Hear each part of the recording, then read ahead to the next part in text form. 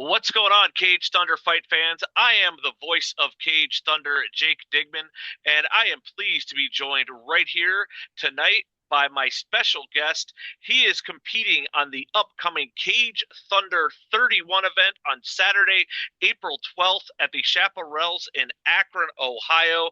I am pleased to be joined by the former Cage Thunder amateur middleweight champion, Walter Scotty Cy Savane. Walt, how are you doing, my friend? Thank you, man. That was a beautiful introduction, man. You always do your thing on the microphone and with the intros. I appreciate you a lot for having me tonight, and I'm doing fine. How about yourself? I'm doing great. I appreciate you asking. Um, so, getting right into it, first thing right off the bat, I wanted to ask you, Walt, what got you into how did you end up getting into the sport of mixed martial arts? What drew you to it? Um, yeah, man, great question. I always used to watch MMA with like my granddad. We started off watching wrestling first, and then we kind of transitioned into MMA. I think it was just all on Spike. We just followed whatever program was on TV at that time. And it's funny because like he passed away now, but I just know like if he was alive, he'd be like, damn, like you're doing this shit too, you know? But I got an older cousin. His name is Emmanuel Kanga, and he used to compete in the NAAFS. And he kind of just took me under his wing when I was a little younger. And I mean, I just kept going with it, you know? Yeah, it seems like you were drawn to it from a young age. You talk about watching your grandfather. Was that the old Ultimate Fighter on after Monday Night Raw days of like '04, '05 era? I remember that. It's funny. Exactly, yes. I I actually got started in with NAAFS right around the exact same time. So it's kind of cool the amount of people who that opened a lot of doors for the sport of mixed martial arts to.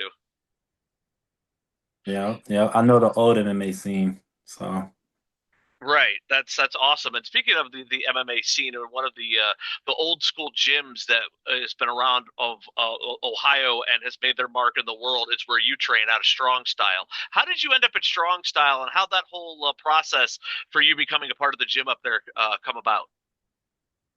yeah, so I mean it was completely accidental. So um it was a time where I kind of like took a break from MMA. I wasn't sure if it was what I wanted to do. I was still just being young and dumb.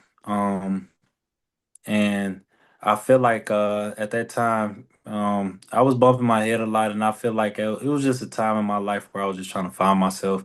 And I found myself in some really bad situations, and I had to ask myself like, man, like what am I missing in my life to where like I'm here right now? You know what I'm saying? How do I keep ending up here? And I thought about it. I'm like, damn, I think MMA was kind of keeping me, you know, somewhere where I wanted to be. And so I hit my cousin back up. I felt like I kind of let him down because I mean, we were training together and I was starting to do real good.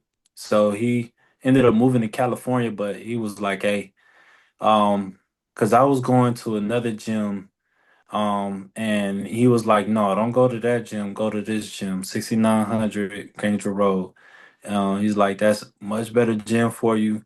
Just go there, and they'll take care of you." So I walked in there January 7th, 2017, and they've been taking care of me ever since. That's awesome. It sounds like you right place, and you found a home that your journey, you can almost say, led you to where you were supposed to be at, and being with Strong Style, with training at those beasts up there, man. There's a reason why they are who they are, and nothing but mad love and respect for everybody up there at Strong Style Fight Team. Yeah, it's a family thing for sure. You know, it it's more than just like a gym where you go train at to compete. Like it's a fight family. Your teammates care about you. They push you. And just if anything happens outside of the cage, outside of the gym, like people are there for you. You know, we step up for each other. What happens in the gym stays in the gym. We've had incidents after incident, and we just never speak about that stuff outside of the gym. So, it's just been a great place. It's really a I don't know what's the word, like it's a brewing ground or whatever the word is, but like we got a lot of up and coming talent out of there, pro, amateur, especially our new amateur squad. Like we got a lot of guys that are coming up that you guys will be seeing very, very soon. So yeah, it's we doing pretty good up there. Well, we're looking forward to seeing that when the new crop of strong style comes into Cage Thunder. Speaking of amateurs, you are now on April 12th. You'll be having your third pro fight. What was it like to the transition? Now that you have a couple pro fights under your belt, what was it like the transition for you going from a standout amateur and now working your way up in the pro rankings? I mean, I think I switched my mindset like my fourth fight. It was at that point in time I was already thinking of myself as a professional and just telling myself like I gotta compete and train as a professional. So it really just meant just working harder in the gym, making sure I hit that wall a little sooner. What my preparation was supposed to look like, my recovery and all that good stuff. And then I think after I had like my last amateur fight going into my first pro fight, and even after my first pro fight, it started to become those small things, because MMA and boxing and combat sports is just about a game of inches, man. It's an inch or two will make a big difference in the fight. So started paying attention to those small gaps, um, and making those small minor adjustments, and just continuing to push myself. But I was already looking at myself as a professional during my amateurs, and I feel like all amateurs should. I absolutely agree with you. It's the best way you can tell when there's certain guys that get to a certain point as amateurs and they're ready to go make that transition to the pro rankings. And you, sir, were one of those guys that had your head on your shoulders and you saw the sports side of it, but also the business side of it, and you need to have both those heads on in order to make it in this. And we're fortunate to watch your rise here as part of Cage Thunder, to be a part of your journey, and myself and Yes. everybody being there. I'm excited and happy to be and honored to be a part of it. And I'm excited to see you step back in the cage on April 12th. Um, what's been going? I know you've been you've been trying to get a fight for a while. Certain things, they didn't come. The fights weren't able to fall into place for one reason or another. How are you? How excited are you to finally be able to step back in that cage and put those gloves on and go back and do what you do? Hey man, you said it best. Things happen. It's all in the will of God. That's that. Right now, I'm a Muslim. We're observing the month of Ramadan, so we get reminded that everything is in God's will. So if it's time for me to fight, it's gonna be my time. One thing about me, it was always my dream to compete. That's just what I love to do. I just love to be in competition, whether it's boxing, kickboxing, MMA. I love MMA because of the challenge that it brings. I want to always push and challenge myself. And I'm always excited to go back in the cage and express myself because MMA fighting is like poetry. It's like art. It's an expression. It's a way that we express ourselves with or without words. I am a talker. I haven't talked much in that cage, but you can ask any one of my teammates. Like I talk shit, especially during sparring, just so that I can get my teammates riled up. But um, I'm more than excited, to be able to go out there and just be the best version of me and sit back, review film, look at photos, celebrate, and get right back on the horse, hopefully within the next month or two after this fight.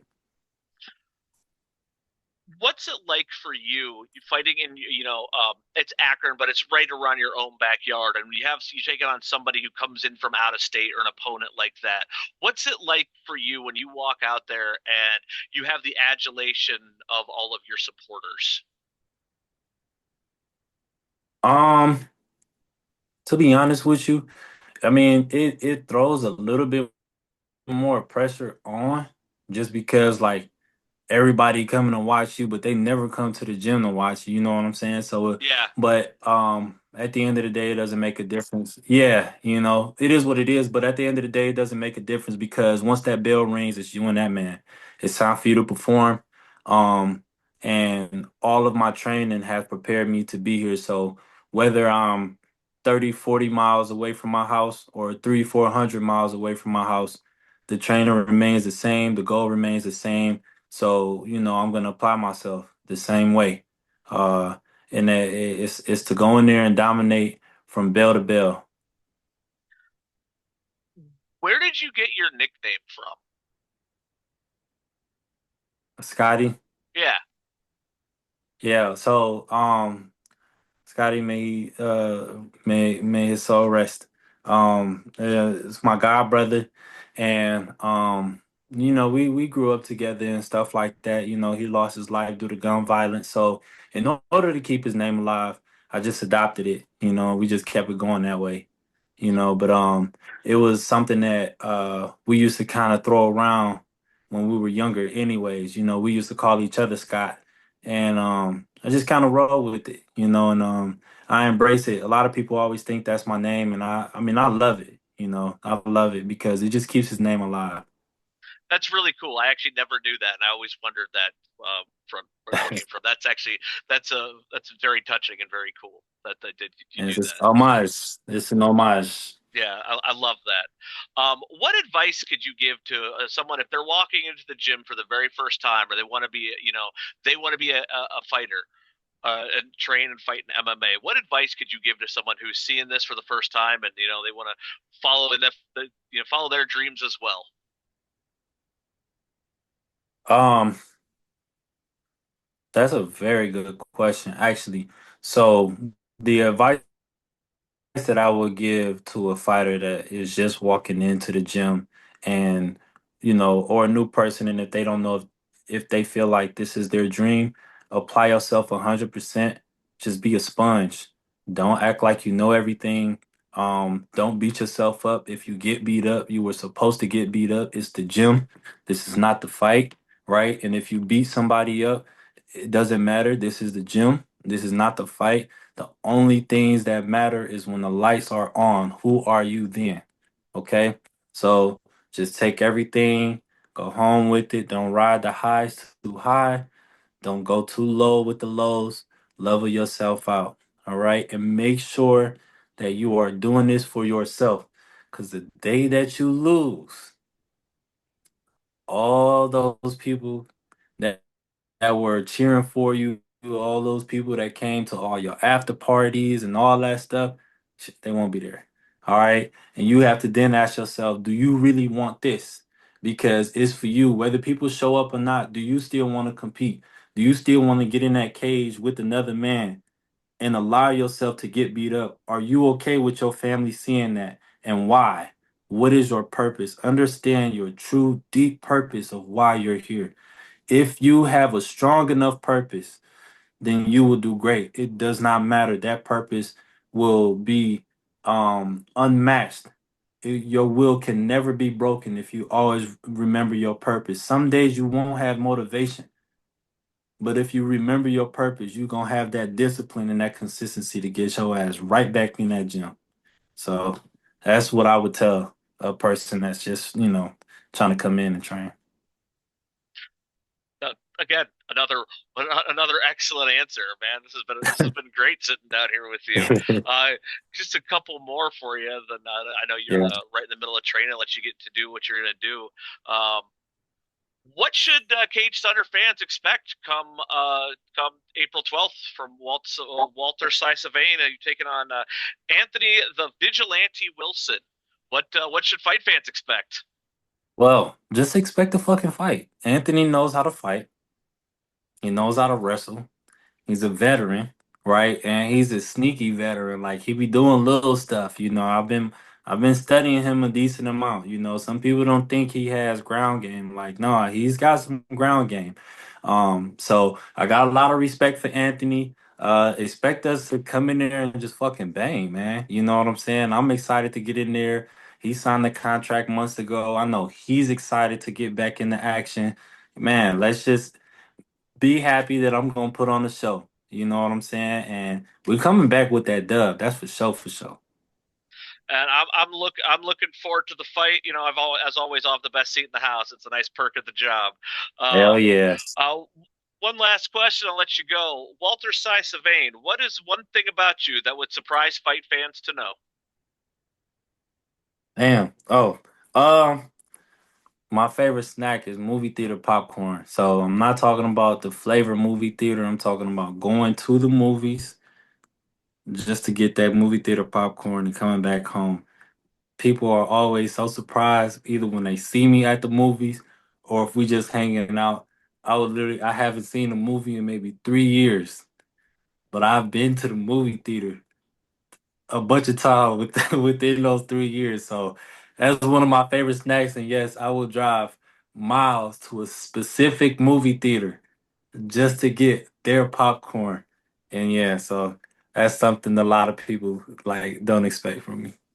That is surprising, but also quite dedicated.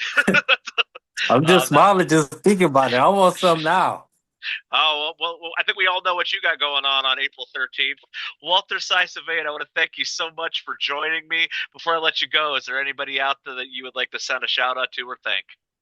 I want to thank all my sponsors. First of all, thank you to all my coaches, Marcus Marinelli, Alex Cooper, and everybody, the whole gang over there at Strong Style, everyone applying themselves, AJ, Jesse, everyone that's just trying to help me get there, get to this fight. And again, thank you to all my sponsors. Thank you, Nikolai, and all my nutritionists. Thank you to my managers, and thank you especially to Case Thunder for always providing me with the opportunity to compete. Thank you for always calling my fights in the way, in the manner in which you do, because you always give me respect and time on the mic. And just thank you to all my supporters, all my fans, all my haters. Everybody gives me some sort of fuel to continue to accomplish, another chapter in my dream. So thank you to everyone. Well, I thank you, sir, for your time. I was joined here today by Walter Scotty Savane. He is going to be competing against Anthony the Vigilante Wilson on Saturday, April 12th, as part of Cage Thunder 31 at Chapparell's in Akron, Ohio. Tickets are on sale now at CageThunderMMA.com. When you get to the end, we select your fighter. If you're listening to this, throw Walt's name in there, show him some love. Without our fighters, Cage Thunder wouldn't be who we are. Once again, Walt, thank you so much for your time, and I'll see you in the cage April 12th. My man, I'll see you there.